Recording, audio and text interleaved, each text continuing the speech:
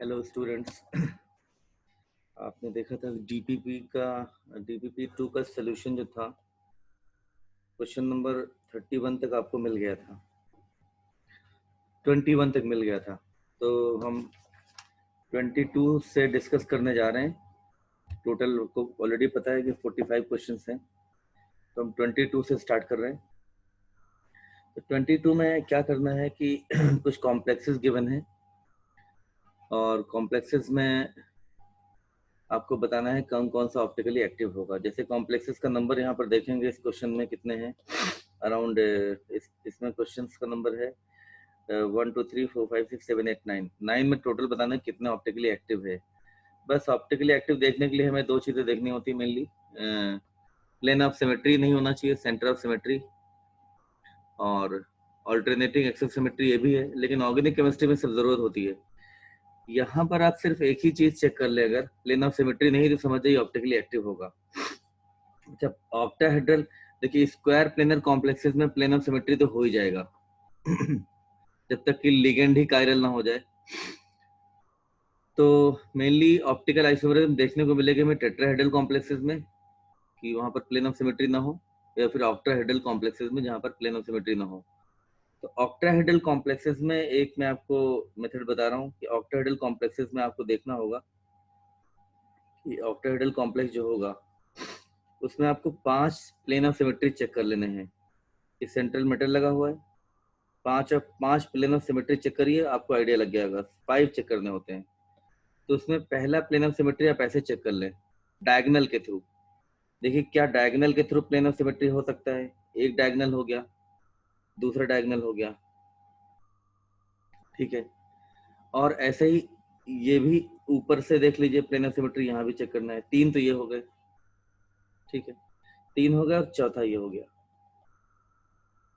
तो 4 तो plane of symmetry ये हो गए। फिर से बता रहा हूं मैं, फिर से देखिए आप, फिर से मैं बना के कर दे रहा हूँ कि एक चीज समझ लेंगे आपको सारा क्वेश्चन सॉल्व हो जाएगा।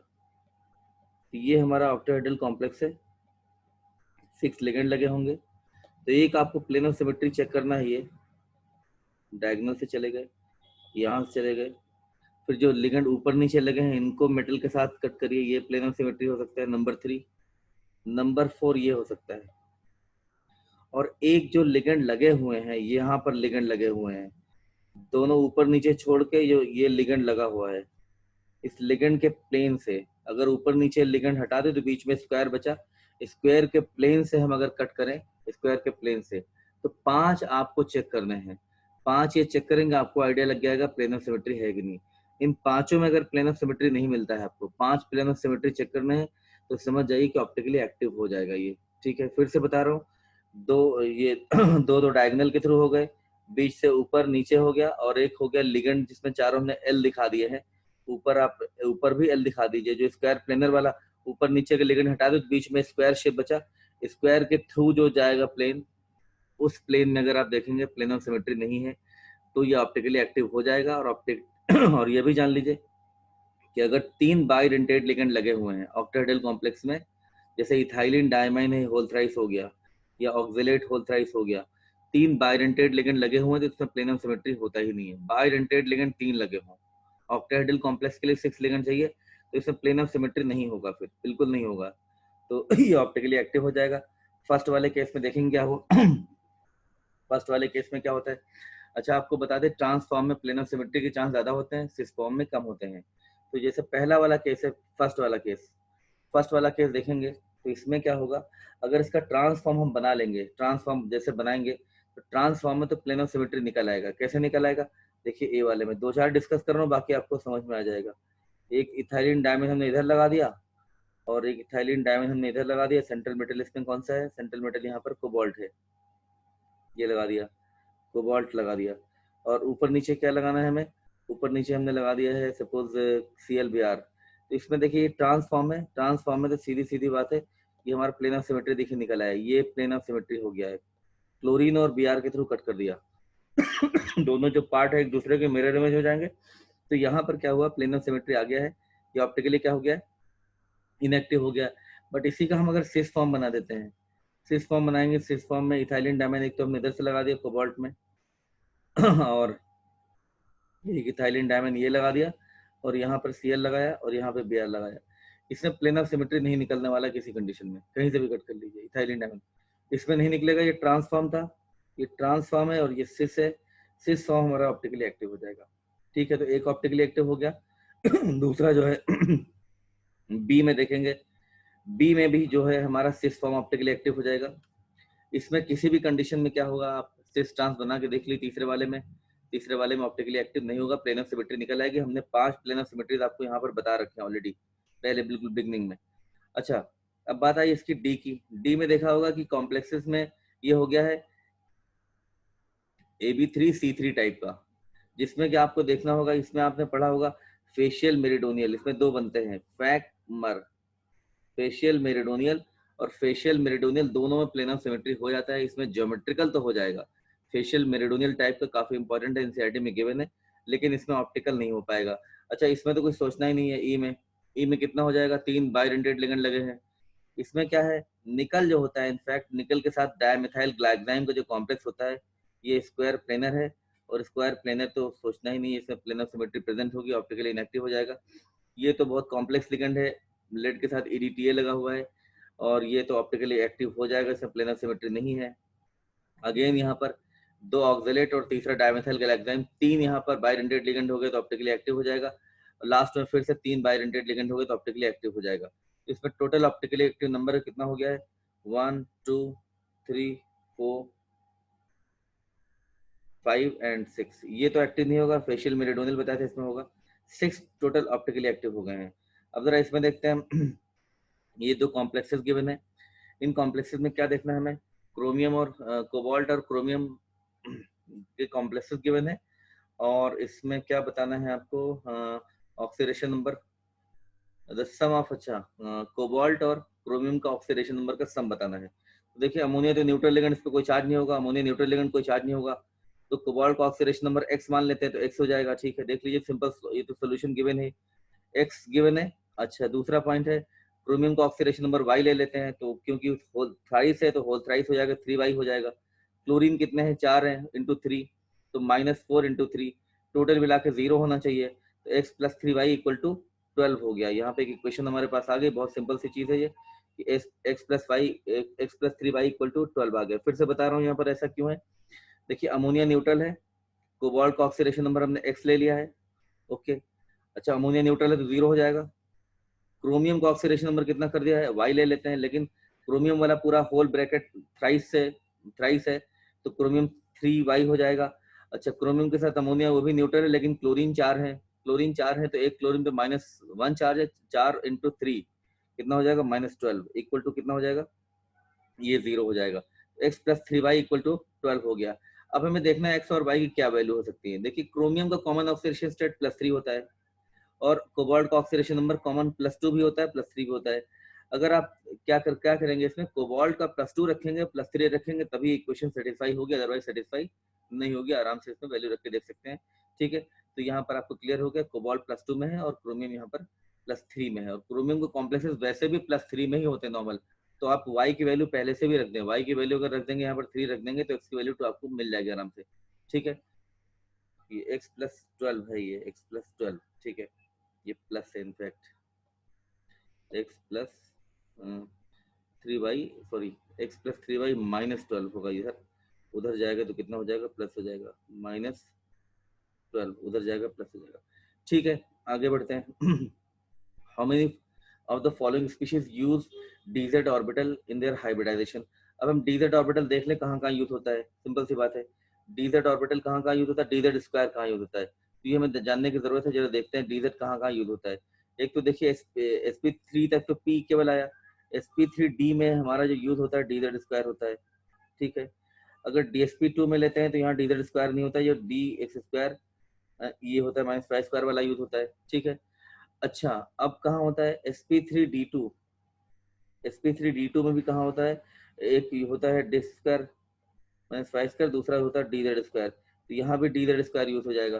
तो मेनली हमें दो जगह देखना है dz स्क्वायर कहाँ यूज हो रहा है, और sp3d3 वाला केस भी होता है, लेकिन आपके पास यहाँ तो एग्जाम्पल उसका है नहीं। तो एक तो हमारा sp3d होगा तब यूज होगा, या sp3d2 होगा, बस यही यूज होना है। ठीक है, dz स्क्वायर। तो सबसे पहले हम क्या करेंगे, निकल का कॉम्प्लेक्स है, देखेंगे निकल बहुत सिंपल है, बहुत बार कर चुके होंगे आप लोग ये निकल वाला। निकल का कॉम्प्लेक्स है, निकल पे +2 चार्ज है, +2 के अंदर D8 हो जाएगा, D8 है तो निकल का +2 D8 के साथ में है, तो क्या होगा आपका, देख लेंगे इसमें क्या हो जाएगा, आप देखेंगे D8 का मतलब हो गया S2D8, तो ये DsP2 कॉम्प्लेक्स स्क्वायर प्लेनर हो गया। ठीक है, स्क्वायर प्लेनर DsP2 हो गया, तो इसमें हमारा dz² नहीं यूज होगा, इसमें यूज होता है d² -y² यूज होता है। कोबाल्ट के साथ ब्रोमीन का ये टेट्राहेड्रल कॉम्प्लेक्स है, इसमें sp3 हो जाएगा।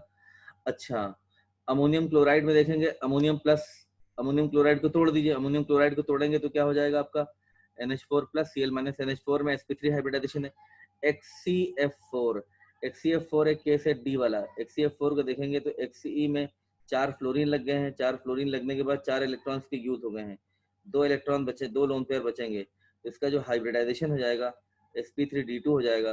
जब D2 हो गया है तो इस D2 में dz² होगा, दूसरा d² -y² हो जाएगा, तो यहाँ पर हमारा आ गया है, ये पहला आंसर हो गया हमारा D हो गया है। ठीक है, उसके बाद देखेंगे क्रोमियम, यहाँ पर फिर से 6 लिगेंड लग गए हैं, 6 लिगेंड लग गए हैं तो ऑक्टाहेड्रल कॉम्प्लेक्स है, ऑक्टाहेड्रल कॉम्प्लेक्स तो सिंपल सी बात है, एक d² y² माइनस और दूसरा dz², तो यहाँ पे dz² यूज हो जाएगा।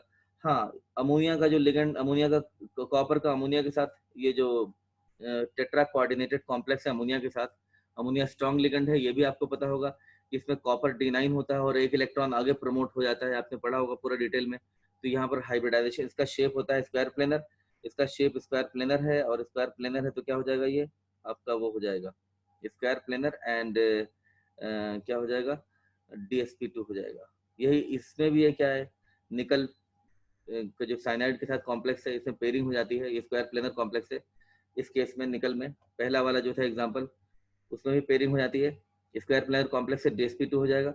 अच्छा, Fe F6 3-, तो Fe का आयरन का ऑक्सीडेशन नंबर कितना हो जाएगा यहाँ पर जी वाले केस में, जी वाले केस में आयरन का ऑक्सीडेशन नंबर हो जाएगा +3, आयरन +3 का मतलब होता है S2D6 था, तो S0D5 बचेगा, D5 का मतलब है, हाँ D5 में अब क्या है 1 2 3 4 5, तो आयरन के साथ जो लिगेंड लगा है ये आपका तो वीक लिगेंड है, लेकिन 6 लिगेंड लगे हैं, तो ऑफ कोर्स जी में जो इसमें क्वाड्रेशन नंबर 6 है तो हो जाएगा sp3D2 हो जाएगा। sp3D2 में अगेन आपका D यूज हो गया, d² y² और dz² यूज हो गया, तो यहाँ पर भी आपका ये आंसर सही हो जाएगा। ठीक है, I3- आपको पता है I3- में एक I होता है, दूसरा I होता है, तीसरा जो होता है I- जो होता है कोऑर्डिनेट बॉन्ड के थ्रू जुड़ा होता है।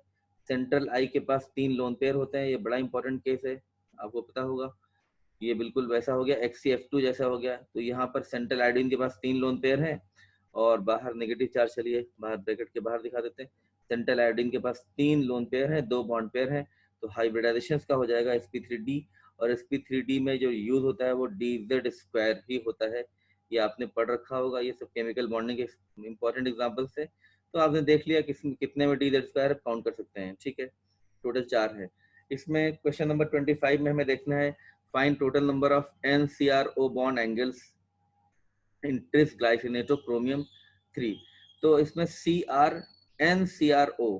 NCRO एंगल बताना है, तो सिंपल से बात जरा इसमें देखेंगे हम NCRO एंगल, जैसे यहाँ पर एक N ये वाला कोई भी N पिक कर लीजिए, NCRO एक इस N का देखेंगे तो NCRO एक हो गया, NCRO इस वाले नाइट्रोजन के 3 हो गए NCRO एंगल, इस नाइट्रोजन के भी 3 हो जाएंगे NCRO, इस नाइट्रोजन के भी 3 हो जाएंगे, तो तीनों नाइट्रोजन के NCRO एंगल 333, टोटल कितने हो जाएंगे 9 हो जाएंगे, बहुत आसान है, आसानी से कर सकते हैं, तीनों नाइट्रोजन को पिक करिए, 3 नाइट्रोजन है, इसके 3 बनेंगे, इसके 3 बनेंगे, इसके 3 बन जाएंगे, टोटल होगा कितने 9 हो जाएंगे। ओके, यहाँ पर क्या करना है हमें, क्वेश्चन नंबर 26 जो हमारा 26 जो क्वेश्चन नंबर है, इसमें हमें देखना है, ये क्वेश्चन देखेंगे आप, इंपॉर्टेंट है कि find the value of x plus y where x and y indicate number of hydrogen atoms in HX FeCO4 and HYReCO5, तो effective atomic number rule follow हो रहा है, ये हमें बताना है, इफेक्टिव एटॉमिक रूल फॉलो हो रहा है। चलिए एक मेथड तो इसमें गिवन है, एक सिंपल मेथड बता रहा हूँ क्या होता है, इफेक्टिव एटॉमिक नंबर निकालने का मेथड ये होता है कि हमारे पास होता है atomic number Z minus oxidation number होता है +2 इंटू कोऑर्डिनेशन नंबर हो जाता है, ये हमारा फार्मूला है। Z is the atomic number of central metal, ON is the oxidation number, और 2 इंटू कोऑर्डिनेशन नंबर, ठीक है। 2 इंटू कोऑर्डिनेशन नंबर, ये फॉर्मूला होता है इफेक्टिव एटॉमिक नंबर निकालने का। आयरन का ऑक्सीडेशन, आयरन का एटॉमिक नंबर कितना है? 26 है, इसका एटॉमिक नंबर 26 है। इससे जो नियरेस्ट गैस है वो क्रिप्टन है, क्रिप्टन का एटॉमिक नंबर क्रिप्टन 36 होता है। तो इफेक्टिव एटॉमिक नंबर फॉलो होने का मतलब है कि इफेक्टिव एटॉमिक नंबर आयरन का 36 आना चाहिए। तो यहाँ पर हम 36 रख देंगे। इसका एटॉमिक नंबर कितना है? 26 है, माइनस इसका हाइड्रोजन, क्योंकि इलेक्ट्रोनेगेटिव एटम है as compare to metal, hydrogen यहाँ माइनस की स्टेट में होगा, हाइड्रोजन पे -1 चार्ज होना चाहिए, ठीक है। जितना भी है, एक हाइड्रोजन -1 होगा, तो अब x की वैल्यू क्या होगी? तो सिंपली मल्टीप्लाई हो जाएगी। तो हम मान लेते हैं माइनस, ब्रैकेट में रख देते हैं -x, ये तो हो गया हाइड्रोजन का ऑक्सीडेशन नंबर, ठीक है। प्लस कोऑर्डिनेशन नंबर कितना है देखेंगे, कोऑर्डिनेशन नंबर यहाँ पर है 4, तो कितना हो जाएगा? 2 इंटू कोऑर्डिनेशन नंबर, मतलब ये हो गया 8। तो आप सॉल्व कर सकते हैं। 36 हो गया, इधर हो गया 26 प्लस x हो गया प्लस 8 हो जाएगा, ठीक है। तो आपका कितना हो जाएगा? ये 8 इधर लाएंगे तो हो गया 36 में से 8 गया, बचा 28, और x की वैल्यू कितनी आ जाएगी? x की वैल्यू यहाँ से आ गई है 2 आ गई है। हाइड्रोजन यहाँ पर 2 है, इसका मतलब हाइड्रोजन 2 हो गया है। इफेक्टिव एटॉमिक नंबर क्यों फॉलो करा रहे थे? हाइड्रोजन से नियरेस्ट जो है वो क्या है? क्रिप्टन है। अगला जो मेटल गिवन है कॉम्प्लेक्स, अगला कॉम्प्लेक्स जो गिवन है, उस कॉम्प्लेक्स में जो मेटल है वो रीनियम है, ठीक है। रीनियम जो है, रीनियम का एटॉमिक नंबर होता है 75, और रीनियम से जो नियरेस्ट गैस होगी इसका एटॉमिक नंबर जो होता है, इसका एटॉमिक नंबर 75 होता है। इससे नियरेस्ट गैस कौन सी होगी? 86 होगी, रेडॉन, रेडॉन होगी 86, रेडॉन 86 हो जाएगा, ठीक है। तो हमें क्या करना है? इसका इफेक्टिव एटॉमिक नंबर की वैल्यू जो है यहाँ पर अगर फॉलो कर रहा है effective atomic number rule, effective atomic number को फॉलो कर रहा है, इसका मतलब हो जाएगा इसका इफेक्टिव एटॉमिक नंबर हो जाएगा 86 इक्वल टू इसका कोऑर्डिनेशन नंबर कितना हो गया? 75। हाइड्रोजन यहाँ भी नेगेटिव में ही होगा, क्योंकि मेटल के साथ हाइड्रोजन नेगेटिव होगा, हाइड्राइड के फॉर्म में होगा। तो कितना हाइड्रोजन होगा देखते हैं। हाइड्रोजन का यहाँ मान लेते हैं हाइड्रोजन का नंबर y है, तो minus y plus coordination number कितना है यहाँ पर क्योंकि 5 लिगेंड लगे हुए हैं, कार्बन मोनोऑक्साइड मोनोडेंटेड लिगेंड है, कोऑर्डिनेशन नंबर 5 हुआ, और 5 इंटू 2 तो कितना हो जाएगा? 10 हो जाएगा, ठीक है। यहाँ पर आप सॉल्व कर लेंगे तो ये 86 हो गया, ये 75 प्लस एक्स वाई हो गया, और प्लस 10 हो गया है, ठीक है। प्लस 10 हो गया है, 10 को उधर ले जाएंगे तो कितना बचेगा? ये बचेगा 76 और 75 वाई इक्वल टू 1 आ गया है। तो इसका मतलब यहाँ पर हाइड्रोजन का नंबर 1 है, और पहले वाले केस में हाइड्रोजन का नंबर 2 था।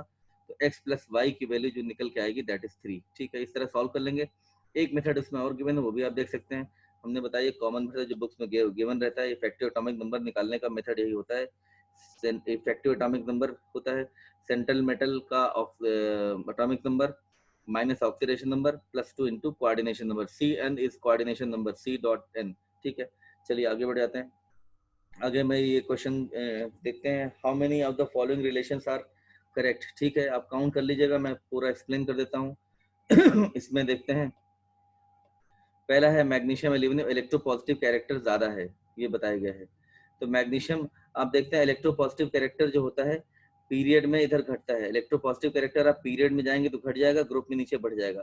पीरियड में आप खुद से जज कर सकते हैं आसानी से, आपको ट्रेंड नहीं भी याद बना लीजिए कि पीरियड जैसे सेकंड पीरियड में जाएंगे लेफ्ट टू राइट, तो lithium sodium potassium rubidium lithium beryllium boron carbon nitrogen oxygen, metal से जाके उधर सब नॉन मेटल होते चले गए। तो इलेक्ट्रोपॉजिटिव कैरेक्टर पीरियड में घटता है, इलेक्ट्रोपॉजिटिव कैरेक्टर जो पीरियड में घट जाता है इधर डिक्रीज करेगा, नीचे इंक्रीज करेगा। तो मैग्नीशियम से एल्यूमिनियम की तरफ जाएंगे तो इलेक्ट्रोपॉजिटिव कैरेक्टर क्या होगा? घटेगा। तो मैग्नीशियम का ज्यादा है, ये बात ट्रू है। बी अगर आए एल्यूमिनियम गैलियम, एल्यूमिनियम का इलेक्ट्रोनेगेटिविटी गैलियम से ज्यादा है, ये बात ट्रू होनी चाहिए थी, क्योंकि पीरियड में boron aluminium gallium, boron aluminium gallium indium thallium, in fact होता क्या है नीचे आने पर इलेक्ट्रोनेगेटिविटी क्या होती है? घटती है। लेकिन यहाँ पर क्या है, गैलियम के जस्ट पहले 3D की फिलिंग हो चुकी है, 3D 10 हो चुका है, ये 3D भर चुके हैं गैलियम, गैलियम का एटॉमिक नंबर कितना होता है? 31 होता है। तो गैलियम में 3D की फिलिंग हो चुकी है, और डी इलेक्ट्रॉन की पुअर शील्डिंग की वजह से इसका इफेक्टिव न्यूक्लियर चार्ज बढ़ जाता है, इसलिए एल्यूमिनियम से गैलियम तक जाने में इलेक्ट्रोनेगेटिविटी बढ़ जाती है और साइज भी कम हो जाता है। ये बहुत इंटरेस्टिंग और बहुत इंपॉर्टेंट क्वेश्चन है। इसको इसी शीट में एक बार और प्रेजेंट था, क्वेश्चन नंबर जो हमने पहला डिस्कशन किया था 1 से लेकर 21 तक, उसमें इसको हमने बताया था। तो यहाँ पर poor shielding of the electron आ गई है, ये चीज आपको पीरियोडिक टेबल में अच्छे से पढ़ाई भी गई होगी। तो ये बात इसमें गलत हो गई है, सेकंड पॉइंट गलत है। तीसरा है N प्लस और N, ionisation energy N plus की ज्यादा होगी। ये बहुत सिंपल सी बात है, नाइट्रोजन एक प्लस है, दूसरा न्यूट्रल है, तो पॉजिटिव चार्ज जिस पे आ गया उसका इफेक्टिव न्यूक्लियर चार्ज बढ़ गया, उससे और इलेक्ट्रॉन निकालना डिफिकल्ट हो जाएगा, तो ऑफ कोर्स N प्लस से इलेक्ट्रॉन निकालेंगे, ज्यादा एनर्जी लग जाएगी। अगला है ये है सेलेनियम और sulphur, magnitude of delta Eg H, electron gain enthalpy. Electron gain enthalpy अगर देखेंगे हम तो सिंपल सी बात है, हम देखेंगे यहाँ पर इलेक्ट्रॉन गेन एंथैल्पी में क्या होता है। ये ऑक्सीजन फैमिली है, ऑक्सीजन, सल्फर, सेलेनियम, टेल्यूरियम, ठीक है, पोलोनियम। इलेक्ट्रॉन गेन एंथैल्पी आपने यहाँ भी देखा होगा, फ्लोरीन, क्लोरीन, ब्रोमीन, आयोडीन, ठीक। इसमें देखेंगे, देखा हम लोगों ने क्या होता है, नीचे की तरफ इलेक्ट्रॉन गेन एंथैल्पी क्या होती है, कम हो जाती है। लेकिन आपने ये भी देखा होगा कि सेकेंड पीरियड से थर्ड में जाने पर फ्लोरीन से क्लोरीन तक जाते हैं तो बढ़ जाती है, बाकी नॉर्मल ट्रेंड है। यहाँ से यहाँ तक बढ़ जाएगी, लेकिन उसके बाद फिर घटेगी, यहाँ घटेगी, यहाँ क्लोरीन से ब्रोमीन तक भी घटेगी, सल्फर से सेलेनियम तक घटेगी, ऑक्सीजन से सल्फर तक क्या होती, बढ़ जाती है। और ये साइज फैक्टर से आपको एक्सप्लेन किया गया होगा, सेकेंड पीरियड का साइज काफी छोटा होता है, इससे सेकेंड पीरियड के एलिमेंट का जो इलेक्ट्रॉन गेन एंथैल्पी एक्सपेक्टेड होता है उससे काफी कम निकल जाता है।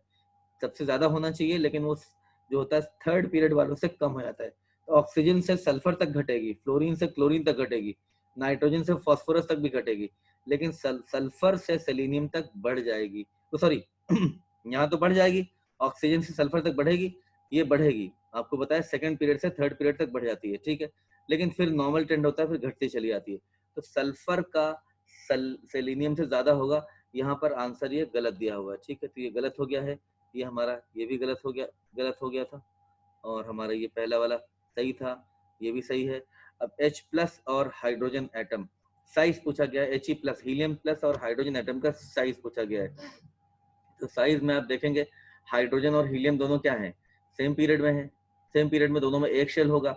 लेकिन He प्लस में क्या हुआ है, एक ही इलेक्ट्रॉन बचा, हाइड्रोजन में भी एक इलेक्ट्रॉन है, ये बहुत आसानी से निकाल सकते हैं, दोनों में इलेक्ट्रॉन का नंबर एक एक है, लेकिन हीलियम में प्रोटॉन ज्यादा है, 2 प्रोटॉन है, तो हीलियम का साइज जो होगा वो हाइड्रोजन से छोटा रहेगा, प्रोटॉन ज्यादा है तो इफेक्टिव न्यूक्लियर चार्ज ज्यादा है, साइज छोटा हो जाएगा। ये गलत हो गया है। O2 माइनस और O2 पैरामैग्नेटिक नेचर, ठीक है, O2 माइनस माइनस और O2 का पैरामैग्नेटिक नेचर देखेंगे तो O2 का जो एमो डायग्राम था आप देख सकते हैं, एमो डायग्राम O2 का जो होता है, sigma 1s bonding, sigma 1s anti bonding, sigma 2s bonding, sigma 2s anti bonding, sigma 2p z, पाई 2px, पाई 2py, पाई 2px, पाई 2py एंटी बॉन्डिंग, और सिग्मा 2pz एंटी बॉन्डिंग। ये हमारा बॉन्डिंग है, ये anti bonding है, बॉन्डिंग है, anti bonding है, ये तीनों बॉन्डिंग है, ये तीनों एंटी बॉन्डिंग है। ये ऑक्सीजन का एमो डायग्राम आपने देखा होगा। तो O2 माइनस माइनस में कितने इलेक्ट्रॉन है, इसमें 18 इलेक्ट्रॉन हो गए हैं, और O2 में कितने होते हैं, 16 इलेक्ट्रॉन होते हैं। तो आपका O2 में इनफैक्ट ये पैरामैग्नेटिक होता है, इसमें अनपेयर्ड इलेक्ट्रॉन का नंबर 2 आता है, वो हमको फिल करके दिखा देते हैं। O2 का 16 इलेक्ट्रॉन की फिलिंग करेंगे तो 1 2 3 4 5 6 7 8 9 10।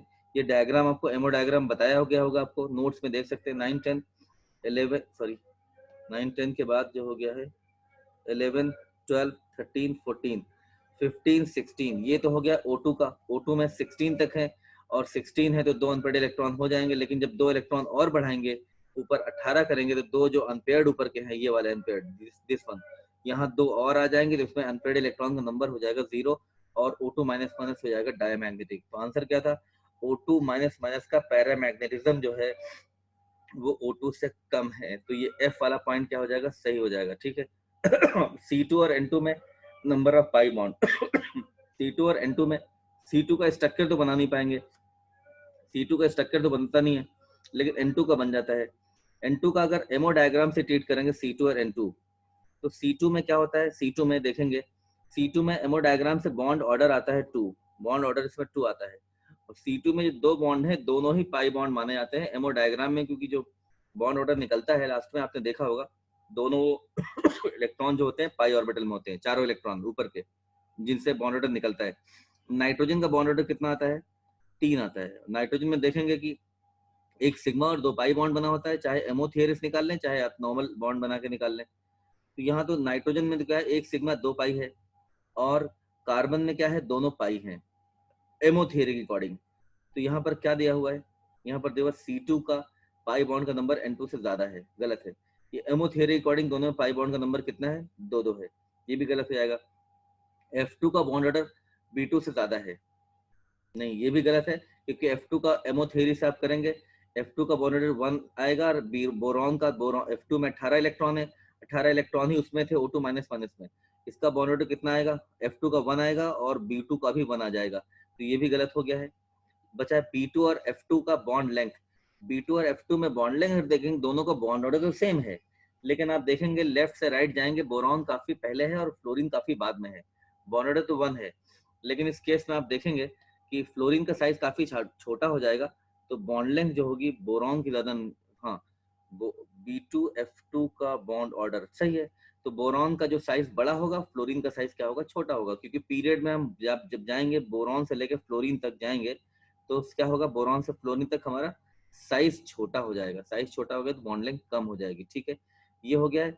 अच्छा एक चीज और आपको गिवन है, ये क्या था हमारा, लास्ट है NO2 माइनस और NO3 माइनस, ये आंसर F गिवन है, करेक्ट है, ये करेक्ट फिलहाल नहीं है, हो सकता है F की जगह पर दूसरा हो, हमने सारे एक्सप्लेन कर ही दिए हैं, F वाला करेक्ट नहीं है ये, F इनफैक्ट NO2 माइनस का बॉन्ड ऑर्डर NO3 माइनस से कम होगा, वो बॉन्ड एंगल कम होगा, आप इसको ऐसे देख सकते हैं कि NO2 माइनस में क्या है, देखिए NO2 माइनस में एक डबल बॉन्ड ऑक्सीजन है, एक सिंगल बॉन्ड ऑक्सीजन पे माइनस चार्ज है और यहाँ पर एक लोन पेयर है, ये हो गया NO2 माइनस में।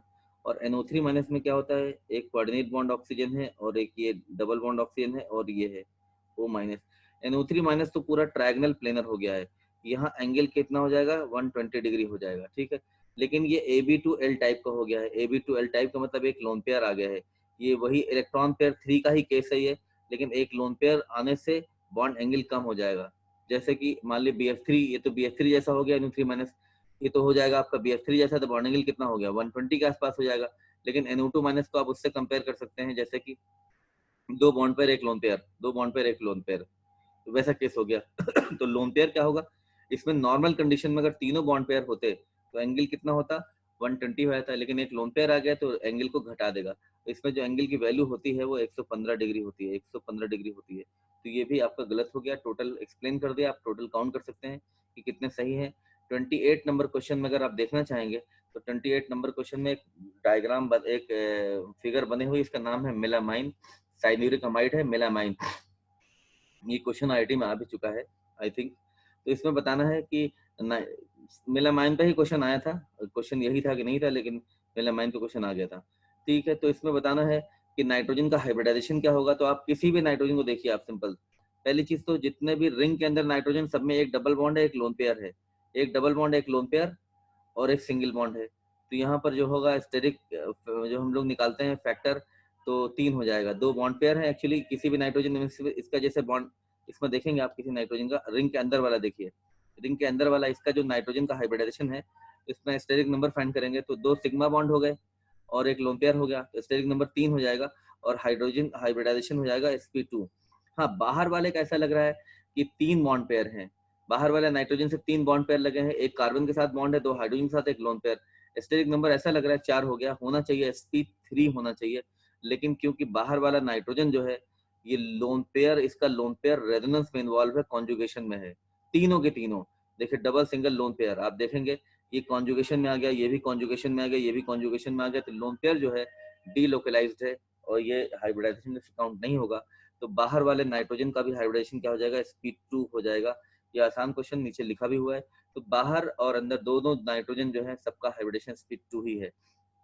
अच्छा ये पूछा गया lone pair of nitrogen in conjugation, अच्छा क्या क्वेश्चन था क्या, अच्छा कितने एटम्स sp2 हाइब्रिडाइज है, टोटल 6, सारे के सारे sp2 है, ठीक है। अब एक क्वेश्चन आ गया हमारा ये ये क्वेश्चन है जो हमारा प्रोडक्ट बना हुआ है रिएक्शन में, एक तरह का सिलिकॉन है, ये प्रोडक्ट है, ये सिलिकॉन बना हुआ है, और सिलिकॉन जो है ये सिलिकॉन 3 तरह के होते हैं, आपने पढ़े होंगे, सिलिकॉन होता है लीनियर सिलिकॉन, ठीक है, दूसरा होता है वो आपका ब्रांच्ड सिलिकॉन और ये साइक्लिक सिलिकॉन है। ये सिलिकॉन जो बना होगा इनफैक्ट क्या होता है, पहले जो एक कंपाउंड गिवन है SiMe और X होल X है और Cl है और पूरा बाहर इसको A से मल्टीप्लाई किया गया है, तो A और X और Y की वैल्यू बतानी है, तो इनफैक्ट सिलिकॉन जब बना है होगा इनफैक्ट तो कैसे बना होगा, जैसे इसमें आपको बताएं तो जो होता है ये जैसे कुछ होते हैं डाइअल्काइल डाइक्लोरोसिलेन जो होता है, जैसे ये बना हुआ है, इसकी हाइड्रोलिसिस करते हैं। तो हाइड्रोलिसिस करने पर क्या होगा, जहां जहां क्लोरीन वहां OH लग जाएगा, हाइड्रोलिसिस हो गई है। आपने देखा होगा एक ही कार्बन पर 2 OH स्टेबल नहीं होते हैं, लेकिन यहाँ पर एक ही का सिलिकॉन पे 2 नहीं बल्कि 4 OH स्टेबल हो जाते हैं। 2 भी स्टेबल है क्योंकि सिलिकॉन का साइज बड़ा है, नंबर 1। दूसरा, सिलिकॉन में डी ऑर्बिटल है तो ऑक्सीजन का लोन पेयर डी ऑर्बिटल में डीलोकलाइज हो जाएगा। तो सिलिकॉन पे एक से ज्यादा OH हो सकते हैं, 4 भी हो सकते हैं। तो इस मॉलिक्यूल को अगर हम लेंगे, जैसे अब इसका आप क्या करेंगे, इसके 3 मॉलिक्यूल लेके पॉलीमराइज करेंगे, तब ये बनेगा ये वाला। 3 मॉलिक्यूल लेके पॉलीमराइज करेंगे और इनको तीनों को रिंग में रख के हम 3 वाटर निकाल देंगे तो ये बन जाएगा। 3 वाटर निकालेंगे तो 3 ऑक्सीजन अभी बचेंगे। इसमें देखिए 3 ऑक्सीजन बचे हुए हैं। तो हमें कैसे पता चलेगा ए और एक्स और वाई क्या है? बहुत सिंपल सी बात है, ये हिट एंड ट्रायल मेथड से निकाल सकते हैं। तो देखिए इस कॉम्प्लेक्स, इसमें जो सिलिकॉन है, ये साइक्लिक सिलिकॉन, इसमें सिलिकॉन का नंबर 3 है, सिलिकॉन का नंबर 3 है, ऑक्सीजन 3 है, ठीक है, और मिथाइल का नंबर कितना है? 6 है। तो सिंपल सी बात है कि हमें ये देखना होगा कि सिलिकॉन 3, यहाँ तो हमें एक ही सिलिकॉन है तो ए को हम ए की वैल्यू 3 रख देते हैं। अगर ए की वैल्यू 3 रख देंगे तो हमारा तो सिलिकॉन सेटिस्फाई हो गया, ठीक है, ए की वैल्यू 3 रख देंगे। अब बात आई हमारी कि हमें सेटिस्फाई करना है ऑक्सीजन को। ऑक्सीजन 3 यहाँ पर है, 3 वाटर निकल जाएंगे, जैसे यहाँ पर लिया गया 3 मॉलिक्यूल, 3 वाटर निकल गए हैं। 3 वाटर निकलने के बाद भी 3 ऑक्सीजन बचे हुए हैं इसमें, ठीक है। तो 3 टोटल वाटर का नंबर, ऑक्सीजन का नंबर कितना होना चाहिए? टोटल ऑक्सीजन का नंबर होना चाहिए 6। ऑक्सीजन जो है वाटर से आया है, क्लोरीन को हटा के OH लग गया है, तो क्लोरीन का नंबर भी कितना होना चाहिए था? 6। जहां जहां क्लोरीन है वहीं पे OH लगा है। एक क्लोरीन के साथ एक वाटर यूज होगा, एक क्लोरीन को हटाने में एक वाटर यूज हो जाएगा। इसका मतलब क्लोरीन यहाँ पर जितने भी हैं ये 6 होने चाहिए थे, क्योंकि यहाँ पर 3 मॉलिक्यूल यूज हो रहे हैं। 6 क्लोरीन होंगे तो सभी में 2-2 OH हैं, तो टोटल मिला के अगर इसे 3 से मल्टीप्लाई करेंगे 6 OH हो गए। तो यहाँ क्लोरीन का नंबर भी कितना चाहिए? 6 चाहिए। और देखिए प्रोडक्ट में मिथाइल का नंबर भी कितना है? 6 है। तो यहाँ पर ये भी नंबर कितना चाहिए? 6 चाहिए। तो 6 होने के लिए x बाहर, क्योंकि ये 3 हो गया है, बाहर ये वैल्यू 3 हो चुकी है, इसको 3 हमें लेना ही पड़ेगा सिलिकॉन को सेटिस्फाई करने के लिए। तो ये 3 है तो 6 करने के लिए x की वैल्यू 2 रखेंगे, y की वैल्यू 2 रखेंगे। x plus y plus a plus x plus y, a की वैल्यू 3, x है 2, y है 2, टोटल मिला के 7 हो जाएगा। आसानी से आप ये जो सोल्यूशन गिवन है इसको देख के भी समझ सकते हैं, दूसरा मेथड समझ सकते हैं, ठीक है। अब चलिए क्वेश्चन ये आ गया है, क्वेश्चन ये आ गया है K3Fe6, यहाँ पर K3Fe6 आयरन +3 के स्टेट में है। आयरन +3 का मतलब हो गया ये D5। स्ट्रॉन्ग फील्ड लिगेंड तो है, स्ट्रॉन्ग फील्ड लिगेंड ये भी है, अच्छा स्ट्रॉन्ग फील्ड लिगेंड है, लेकिन पेयरिंग कराने के बाद भी D5 में एक अनपेयर्ड इलेक्ट्रॉन बचेगा तो ये डायमैग्नेटिक हो जाएगा। यहाँ पर क्या है, आयरन +3 के स्टेट में है, लेकिन F- यहाँ पर वीक फील्ड लिगेंड है। वीक फील्ड लिगेंड तो पेयरिंग कराएगा नहीं, ये वीक फील्ड लिगेंड है, पेयरिंग नहीं कराएगा, ऑक्टाहेड्रल कॉम्प्लेक्स है, तो D5 रह जाएगा। D5 का मतलब क्या है, ये यहाँ पर क्या होगा, नंबर ऑफ अनपेयर्ड इलेक्ट्रॉन से 5 रहेंगे, इसमें पेयरिंग नहीं हुई। जब इसमें पेयरिंग हो जाएगी तो ये बन जाएगा इनर ऑर्बिटल कॉम्प्लेक्स बन जाएगा। पहला वाला इनर ऑर्बिटल कॉम्प्लेक्स है और दूसरा वाला आउटर ऑर्बिटल कॉम्प्लेक्स है। पहला स्टेटमेंट बिल्कुल सही है। दूसरा स्टेटमेंट क्यों है, पहला वाला इनर ऑर्बिटल कॉम्प्लेक्स क्यों है? इनर ऑर्बिटल कॉम्प्लेक्स तब बनता है जब पेयरिंग हो जाती है। पेयरिंग कब होगी? जब लिगेंड स्ट्रांग हो। तो साइनाइड स्ट्रांग लिगेंड है, देखें रीजन क्या दिया है, Cn- being a strong ligand pairs electrons of iron +3 and we get D2sp3 hybridization। सही है, बिल्कुल सही है। But F- being weak ligand do not pair electrons of iron +3। ठीक, ये क्वेश्चन आपने किया होगा, आपके लिए आसान है। कोऑर्डिनेशन तो बहुत डिटेल में अच्छे से पढ़ना होता है, तो उस लेवल से तो क्वेश्चन बहुत आसान है। दोनों पॉइंट सही हैं, ए और सही है, आंसर आप सिलेक्ट कर सकते हैं। अगला पॉइंट हमारा ये है H2S is less acidic than H2TE। हम बात करें जैसे इसकी HI की बात करते हैं, HF और HCl और HBr और HI, इनमें एक तो होता है कहीं कहीं पर बॉन्ड एनर्जी से एक्सप्लेनेशन दिया होता है, लेकिन हम लोग देखते नहीं। इन सबका कॉन्जुगेट बेस बनाइए, इसका कॉन्जुगेट बेस होगा F- Cl- Br- और I-। ग्रुप पीरियड में तो हम स्टेबिलिटी निकालते हैं नेगेटिव आयन के इलेक्ट्रोनेगेटिविटी से, लेकिन ग्रुप में क्या होता है, साइज से निकालते हैं। फ्लोराइड छोटा है, क्लोराइड बड़ा है, ब्रोमाइड और बड़ा है, आयोडाइड सबसे बड़ा है। मोस्ट स्टेबल हमारा होगा I-, इसलिए सबसे पहले H+ कौन देगा, HI दे देगा। तो एसिडिक स्ट्रेंथ नीचे बढ़ती है on the basis of stability of conjugate base, ये हम एक्सप्लेन कर सकते हैं। तो सिमिलर यहाँ पर अगर ग्रुप हम, ये तो हेलोजन का देख लिया, ऑक्सीजन वाले ग्रुप में क्या होगा, H2O होगा, H2S होगा, H2SE होगा, H2TE होगा, यही बात है। तो नीचे आने पर एसिडिक स्ट्रेंथ बढ़ेगी। रीजन होगा एसिडिक स्ट्रेंथ क्यों बढ़ेगी, क्योंकि स्टेबिलिटी देखेंगे OH माइनस की, HS माइनस की, HSE माइनस की और HTE माइनस की। कॉन्जुगेट बेस की स्टेबिलिटी देखेंगे तो नीचे की तरफ साइज बड़ा हो रहा है, इसलिए स्टेबिलिटी बढ़ती हुई चली जाएगी। यहाँ से यहाँ तक, यहाँ से यहाँ तक स्टेबिलिटी बढ़ेगी और कॉन्जुगेट बेस स्टेबल होता चला जाएगा, तो एसिडिक स्ट्रेंथ बढ़ जाएगी। तो इसमें H2S is less acidic then H2T, ये बात सही है। नीचे एसिडिक स्ट्रेंथ बढ़ जाएगी, लेकिन जो आंसर दिया हुआ है कि बॉन्ड एनर्जी जो है नीचे कम होती चली जा रही है। जैसे यहाँ भी बॉन्ड एनर्जी कम हो रही है। BDE जो होती है, जो हाइड्रोजन हेलोजन की, ये नीचे डिक्रीज कर रही है, ठीक है। लेकिन हम BDE से एसिडिक स्ट्रेंथ एक्सप्लेन नहीं करते हैं और नहीं करना भी चाहिए, ठीक है। तो इसमें जो दूसरा एक्सप्लेनेशन दिया है, कहीं कहीं इसको सही कंसिडर कर लिया जाता है, लेकिन एडवांस के लेवल से ये जो एक्सप्लेनेशन है ये सही नहीं माना जाएगा। As the size of tellurium is more than S, the bond TEH is weaker than SH, ठीक है। ये बात सही है कि ये बॉन्ड वीकर है, लेकिन बॉन्ड के वीक होने से हम एसिडिक स्ट्रेंथ एक्सप्लेन नॉर्मली नहीं करते हैं, हालांकि एक्सप्लेनेशन कहीं कहीं दिया रहता है। थोड़ा डिस्प्यूटेड इसका पॉइंट हो सकता है, इसीलिए असर्शन रीजन तो कम ही आते हैं। तो सही एक्सप्लेनेशन यही है। नीचे आने पर क्या होगा कि कॉन्जुगेट बेस जो बन रहा है एनायन, उसका साइज बड़ा हो रहा है और स्टेबिलिटी बढ़ जाएगी। एनायन नेगेटिव चार्ज को आसानी से अकोमोडेट कर लेगा। तो पहला पॉइंट करेक्ट है, दूसरा पॉइंट भी करेक्ट है, लेकिन दूसरा पॉइंट इसका सही एक्सप्लेनेशन फिलहाल नहीं है, ऐसा हम कह रहे हैं, ठीक है। और आंसर भी सही है, ठीक है। तो ये आंसर आप देख लीजिएगा, इसका हमारे समझ से 2 होना चाहिए, ठीक है। कुछ लोग ए भी कर देंगे, हालांकि वो कहीं कहीं बॉन्ड एनर्जी से दिया रहता है। Atomic size of sodium is larger than sodium aluminium. Atomic size of sodium is larger than aluminium. तो सोडियम है, मैग्नीशियम है, एल्यूमिनियम है, सिंपल सी बात है। इधर जाने पर, पीरियड में जाने पर साइज घटता है, ये बात सही है। नंबर ऑफ शेल्स सोडियम और मोर देन एल्यूमिनियम, ये गलत है। तो पहला पॉइंट इसमें ट्रू है, दूसरा पॉइंट फॉल्स है। आंसर सेलेक्ट कर सकते हैं, क्योंकि दोनों थर्ड पीरियड के हैं, तीनों थर्ड पीरियड के, सब में शेल का नंबर 3 3 हो जाएगा। तो दूसरा पॉइंट गलत है, पहला पॉइंट सही है। अच्छा, अब क्वेश्चन है ये हमारा कॉपर सल्फेट को एक्सेस ऑफ अमोनिया से ट्रीट किया गया है, तो कॉपर सल्फेट को एक्सेस ऑफ KCl से ट्रीट किया गया है। तो जब एक्सेस में है तो ये अमोनिया एक लिगेंड है, यहाँ पर क्लोराइड एक लिगेंड बनेगा, तो दोनों में एक कॉम्प्लेक्स बन जाएगा।